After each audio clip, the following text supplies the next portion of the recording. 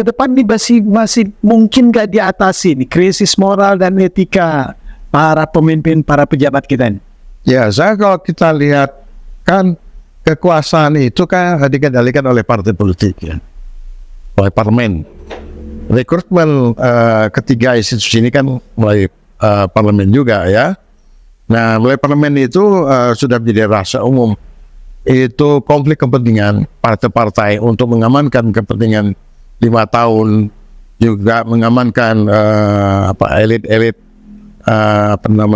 para anggota partai ya bisa lolos dari jeratan hukum ya, apalagi ya. Jadi kalau cara kerja partai ya dalam 5 tahun seperti itu, saya pesimis ya, kecuali ada partai yang tumbuh kesadaran baru untuk menyetop semua itu. Ini berarti menggambarkan juga buruknya moral dan etika para pimpinan partai politik. Itu jelas. Saya kira itu sangat sederhana. Karena real politik ya, kekuasaan itu kan memang di tangan partai.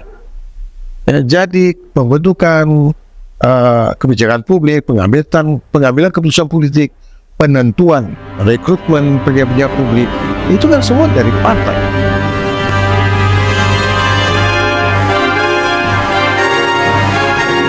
Anda menyaksikan News and Talk visibangsa.com. Didukung oleh RM Kopi Karo, produk kebanggaan Indonesia. Bisa berjumpa lagi dalam bincang spesial Jurnal Politik TV yang diberdayakan oleh visibangsa.com. Masih seputar telaah krisis moral dan etika yang ditampilkan oleh para pejabat publik. Sebut saja misalnya 3 orang pejabat publik, ketua MK, ketua KPK, dan menyusul ketua KPU. Yang ketiganya dicopot jabatannya karena dinilai melanggar etik, pelanggaran yang cukup besar. Ini menjadi satu pokok bahasan yang menarik karena sebagian publik menilai situasi sekarang adalah darurat moral pejabat publik. Kita sengaja kembali mengundang Associate Profesor Dr. TB Masa Jafar, pakar ilmu politik kita dari Universitas Nasional, untuk memberikan telaah terutama soal ke depan, apakah negara masih bisa mengatasi kemerosotan moral dan etika para pejabat ini. Dan TB, kalau Anda melihat masih bisa nggak negara mengatasi soal krisis moral, krisis etika yang ada pada para pejabat publik kita, baik di level pemerintah pusat maupun daerah?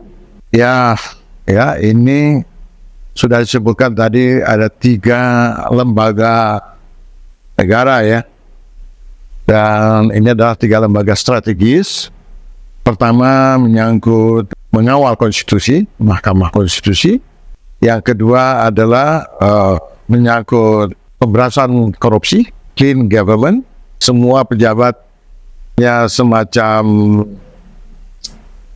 jargon dalam pemilu ya, menciptakan clean government. Kemudian yang ketiga adalah Ketua KPU. KPU ya, jadi itu penyelenggara pemilu ya. Bagaimana pemilu sebagai suatu sirkulasi elit politik, pejabat publik, itu sangat ditentukan oleh pemilu. Bayangkan itu, 3 institusi ini itu memiliki implikasi yang sangat luas sekali. Dan 3 ini nggak bisa dipisahkan. 1 urusannya memberantas korupsi, 2 ya menyelenggarakan pemilu, artinya akan memberikan kepastian bahwa hasil pemilu itu adalah adanya satu pemerintahan yang bersih, pemerintah yang kompeten, pemerintah yang legitimate. Kemudian yang satu lagi itu adalah Mahkamah Konstitusi, ya, 3 itu yang mengawal konstitusi, ya, yang mengawal konstitusi, berantas korupsi, pemilu yang itu 3-tiganya paling strategis. Salah satu rusak lembaga itu, maka yang lain juga akan rusak, dan kita sudah menyaksikan itu. Kalau menurut saya, inilah satu era yang paling memprihatinkan, kalau boleh dikatakan secara moral, ya, secara etika, ini adalah satu cermin penyelenggaraan pemerintahan, ya, penyelenggaraan institusi negara yang sudah berada pada titik nadir. Pengamat publik Dr. Hazalius Situmorang menyebut bahwa problem merosotnya moral dan politik para pejabat pemerintah, lembaga-lembaga negara ini berada di hulu. Anda setuju? Oh ya, karena ini merupakan kunci. Jadi boleh kita katakan sebagai hulu, sebagai faktor penentu, sekaligus juga ya, karena saya pendekatan politik ya, bisa juga tiga lembaga ini, 3 institusi ini itu juga bisa menjadi instrumen kekuasaan. Ya, jadi dia bisa keluar dari pakem-pakem konstitusi, ya. Dan ketiga lembaga ini syarat dengan pengaruh kekuasaan, bisa menjadi alat kekuasaan. Jadi apa yang kita lihat beberapa pejabat-pejabat tinggi yang disandra, istilahnya politik sandra, itu adalah gambaran bagaimana KPK sebagai instrumen pemberantasan korupsi itu menjadi sarana untuk menyandra lawan-lawan politik. Anda menyebut ini 3 lembaga strategis. 3 lembaga strategis ini tentu saja bukan sekedar pimpinannya, bukan sekedar pejabat publik, tapi seharusnya seorang negarawan yang harus menjaga nilai-nilai etik dan moralnya. Nah, salah satu problemnya adalah soal rekrutmen para pejabat negara ini. Kalau tadi kita bahas di problemnya di hulu, ya kan?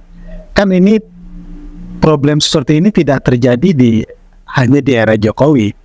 Di era-era sebelumnya juga di berbagai tingkatan ini kan bermasalah. Menurut Anda ke depan ini masih mungkin gak diatasi nih krisis moral dan etika para pemimpin, para pejabat kita ini? Ya, kalau kita lihat kan kekuasaan itu kan dikendalikan oleh partai politik, ya, oleh parlemen. Rekrutmen ketiga institusi ini kan mulai parlemen juga, ya. Nah, mulai parlemen itu sudah menjadi rahasia umum. Itu konflik kepentingan partai-partai untuk mengamankan kepentingan 5 tahun, juga mengamankan elit-elit para anggota partai, ya, bisa lolos dari jeratan hukum, ya, apalagi ya. Jadi kalau cara kerja partai ya dalam 5 tahun seperti itu, saya pesimis.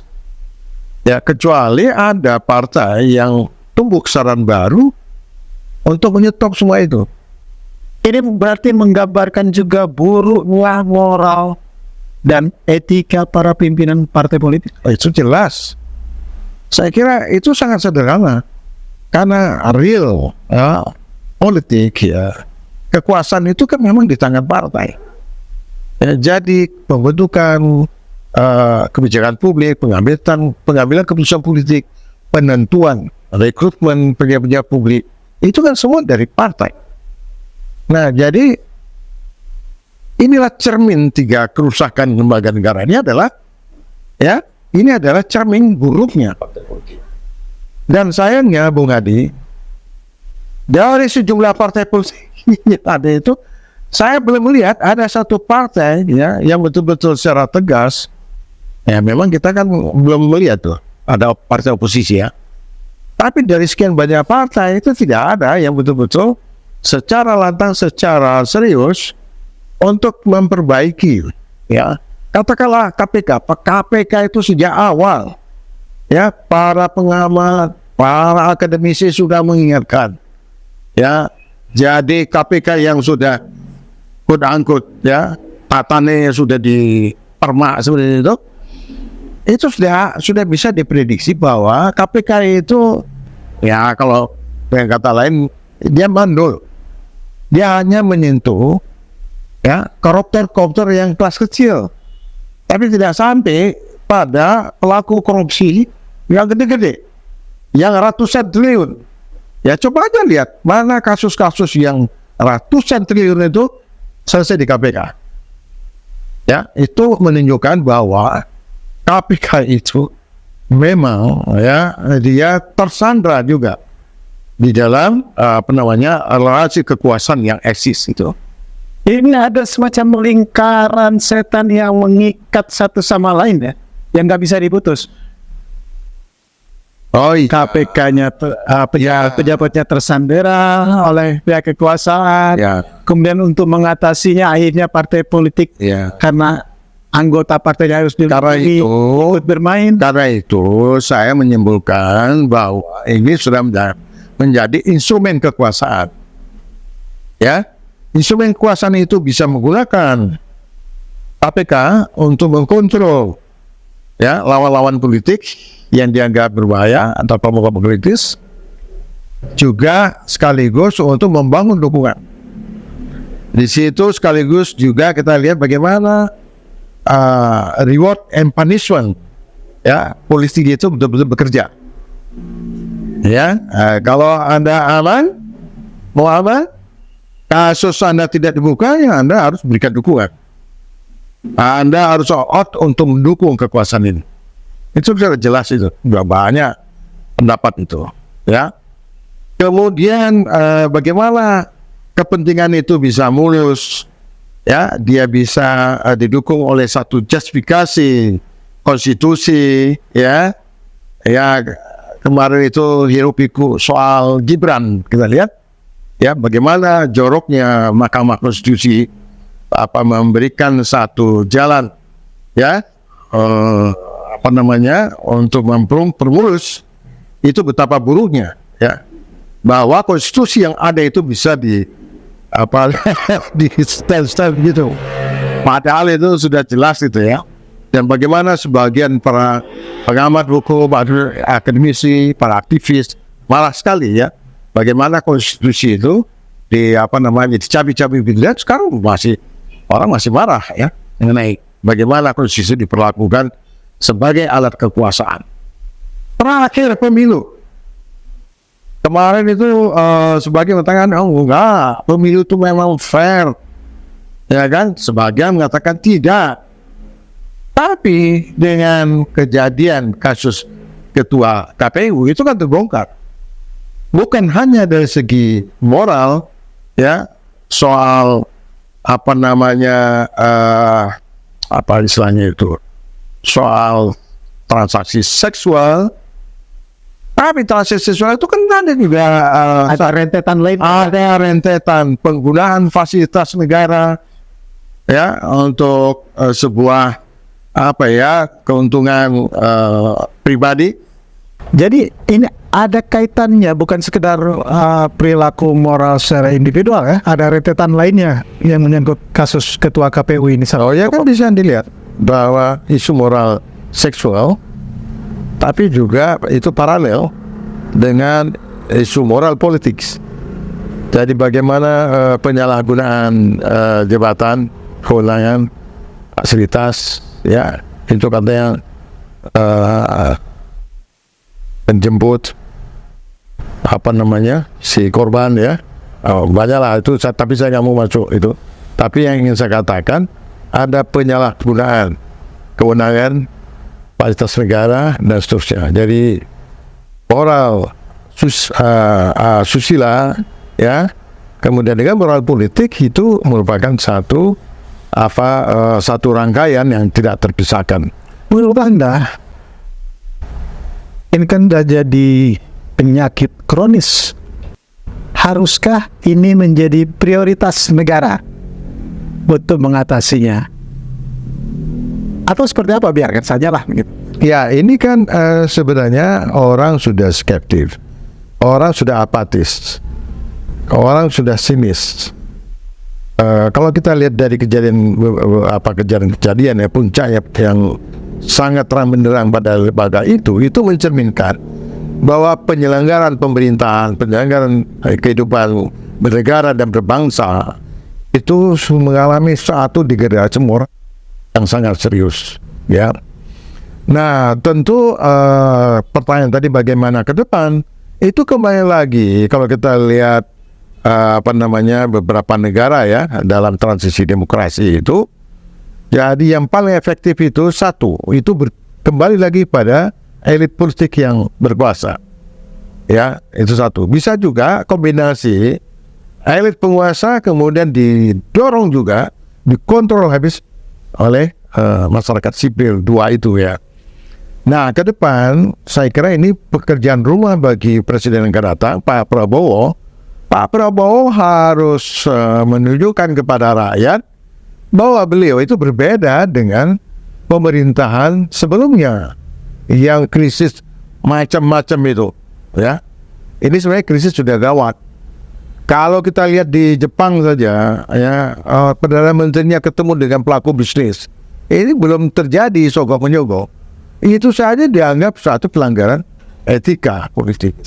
Ini, ya, 3 kasus pada lembaga besar ini itu luar biasa gitu ya. Keyakinan Anda Pak Prabowo mampu nggak ini mengatasi soal yang saling kait-mengkaitin? Ya, saya tidak punya apa untuk menggaranti atau kembali lagi kepada Pak Prabowo yang katanya ya semangat nasionalnya yang heroik, yang apa ya kan, yang penuh disiplin karena background militer. Ya tinggal dibuktikan apakah bayangan selama ini. Sebagian mengatakan Pak Prabowo itu masih punya komitmen yang sangat besar, walaupun sebagian juga orang pesimis.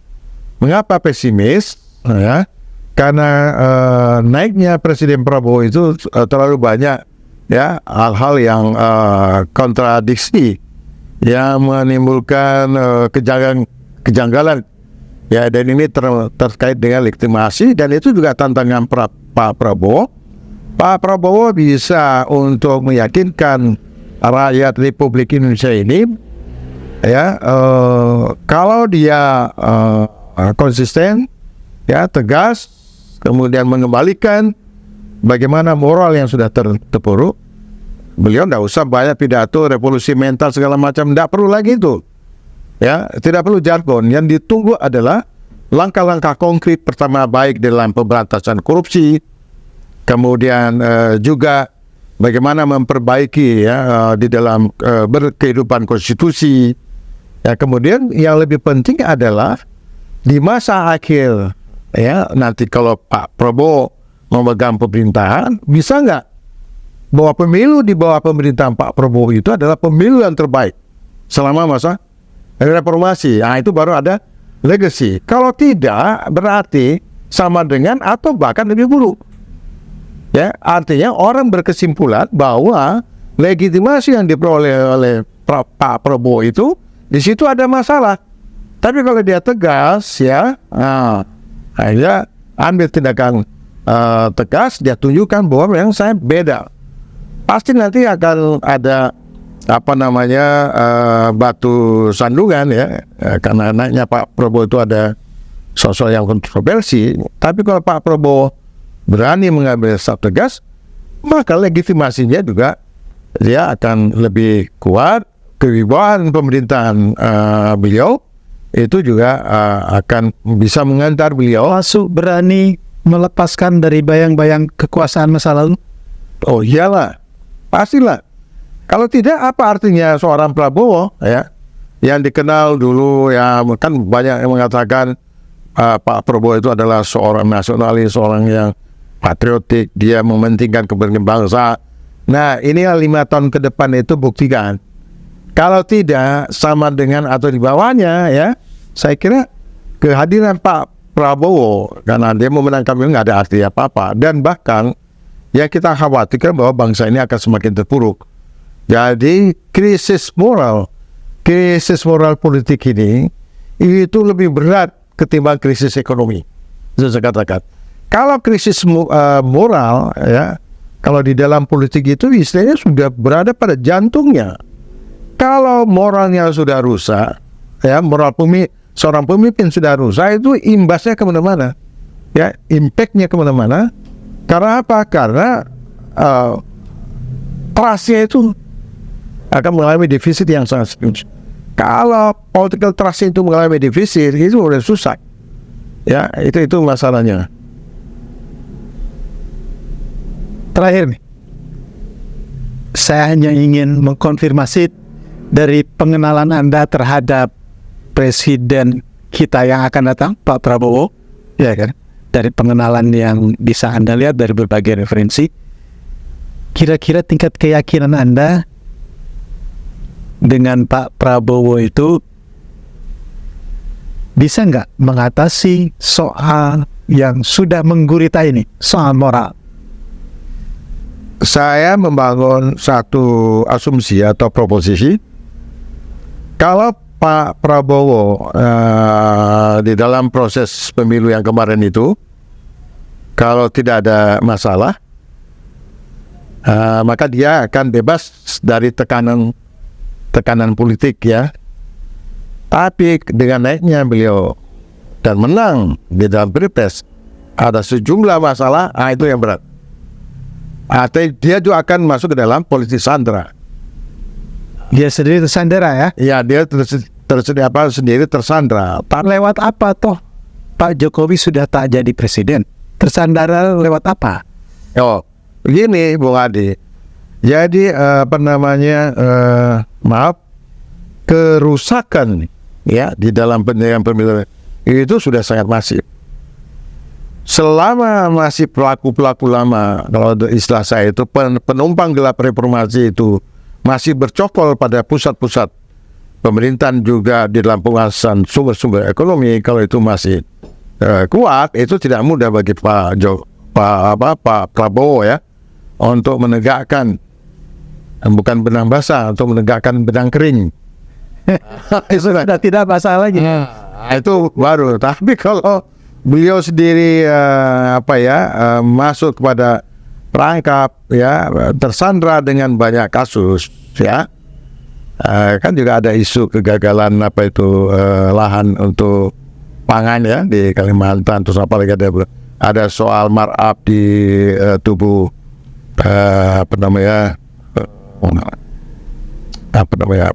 Menteri Pertahanan, ya, walaupun sudah diklarifikasi, kita kan nggak tahu suatu saat itu bisa dibuka. Tapi kalau memang Pak Prabowo itu clean, saya optimis. Tapi kalau beliau banyak catatan-catatan yang tidak mungkin dibuka sekarang, ya, saya kira berat. Ya, inilah barangkali kita akan mengalami suatu krisis panjang dari sebuah pemerintahan Jokowi yang sudah krisis politik yang sudah sangat luar biasa hebatnya, ditambah lagi 5 tahun ke depan dengan Pak Prabowo juga mengalami hal yang sama. Saya kira nggak ada lagi masa depan Indonesia ini, dan itu yang sangat kita khawatirkan, dan itu sangat berbahaya, ya, di tengah geopolitik pada hari ini tidak baik-baik saja, dan itu sangat berisiko. Baik, Prof, terima kasih sudah membersamai telah kita di Bincang Spesial Jurnal Politik TV. Pemirsa, nantikan isu menarik lainnya seputar perkembangan dunia politik di tanah air hanya di Jurnal Politik TV yang diberdayakan oleh visibangsa.com. Billahi taufiq wal hidayah. Wassalamualaikum warahmatullahi wabarakatuh.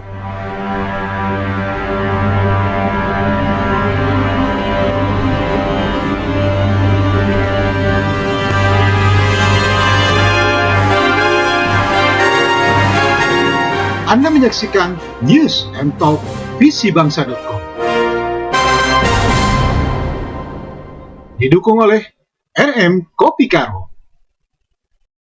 produk kebanggaan Indonesia.